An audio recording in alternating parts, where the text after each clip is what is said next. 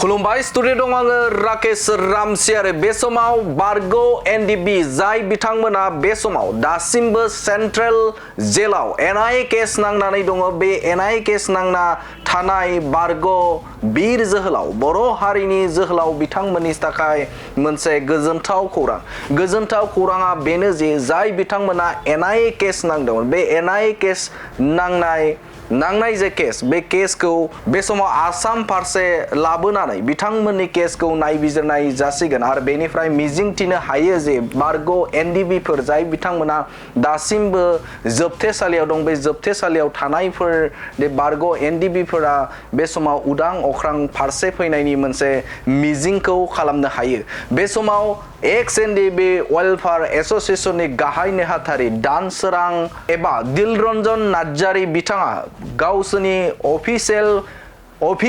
जे रिटेन पेडनि गेजेरजों फोरमायथिदों जे बे समाव बिटिआरनि खुंगिरि प्रमद बर' बुंनाय बाथ्रा थामहिनबा बिटिआरनि खुंगिरि प्रमद बर'आ बुंथिदों जे बे समाव एनआईए केस नांनाय गासैखौबो मिरुनिफ्राय बे समाव आसाम फारसे लाबोनाय जासिगोन होननानै फोरमायदों आरो बे फोरमायनायखौ एक्स एनडीबी वेलफेयार एसोसिएशननिफ्राय मोनसे लिरथिनि गेजेरजों रोखा साबायखर बावदों बिटिआरनि खुंगिरि प्रमद बर'निसिम साबायखर बावदों आरो बारगो एनडीबीफोर जाय बिथांमोना एनआईए केस नांनानै सेन्ट्रेल जेलाव दङ बे जेलाव थानाय बारगो एनडीबीफोरनि थाखाय गोजोनथाव खौरां होननानै बिथाङा फोरमायथिदों नोंथांमोननो फोरमायगोन जे डिसप्लेनि हेफाजाबजों एक्स एनडीबी वेलफेयार एसोसिएशननि बिथां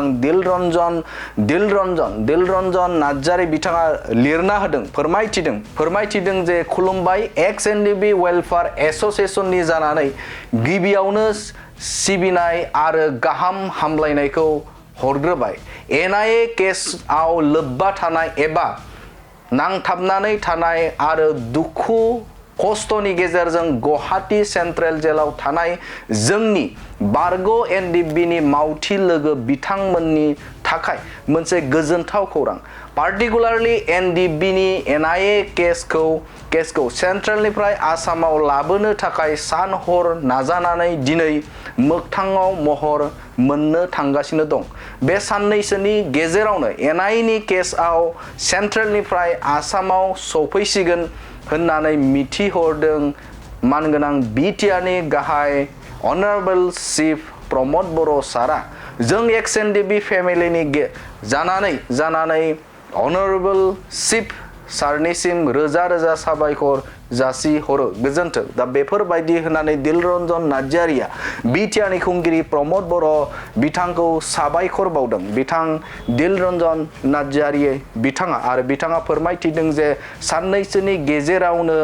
सेन्ट्रेलनिफ्राय आसाम फारसे एनआईए केसफोरखौ लाबोनाय जासिगोन आरो नायबिजिरनाय जागोन होननानै फोरमायथिदों थारैनो दिलरन्जन नार्जारी बिथाङा फोरमायथिदों जे मोनसे लिरनायनि गेजेरजों बिटिआरनि खुंगिरि प्रमद बर' बिथांखौ साबायखर बावदों आरो बे समाव जाखिनि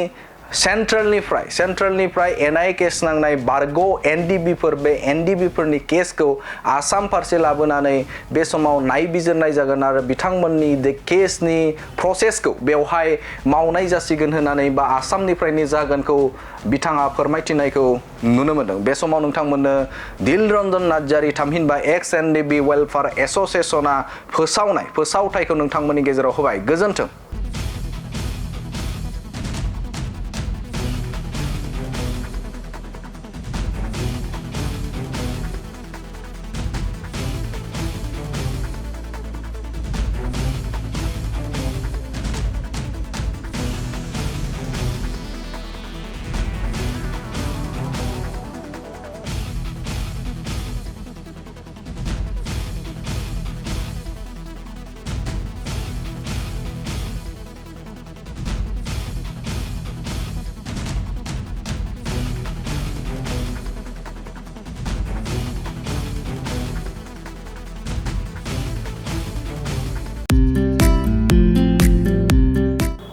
मोनसे गोजोनथाव खौरां दतमा इउएन एकाडेमि फरायसालिया लानानै फैदों मोनसे गोजोनथाव खौरां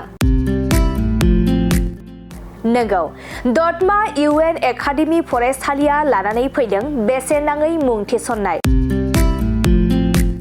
दतमा इउएन एकाडेमि फरायसालिया 2025-26 सोलोंथाइ बोसोरनि थाखाय केजि 1 निफ्राय थाखो 8 नि थाखाय बेसेन नाङै मुं थिसननाय होगासिनो दं। आरो बिथराय आरो फाइलिनि थाखाय फर्म बिलाइनाय आरो मुं थिसननायाबो सोलिगासिनो दं। आरो दतमा इउएन एकाडेमि फरायसालियाव हौवासा आरो हिनजावसाफोरनि थाखाय हस्टेलनि खाबुबो दं।